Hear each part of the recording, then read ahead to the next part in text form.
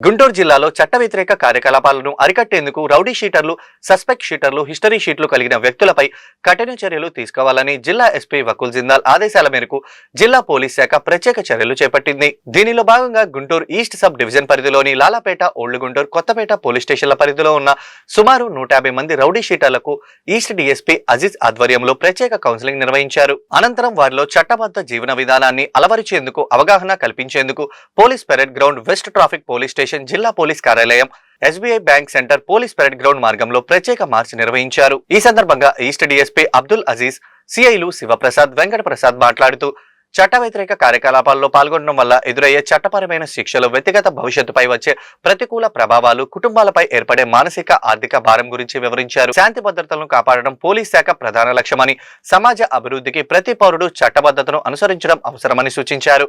ఇకపై నేరపూరిత కార్యకలాపాల్లో పాల్గొనే వారిపై పీడీ చట్టం సహా కఠిన చర్యలు తప్పవని హెచ్చరించారు. ఈ కార్యక్రమంలో కొత్తపేట ఎస్ఐలు రమేష్, సుబ్బారావు కూడా పాల్గొన్నారు.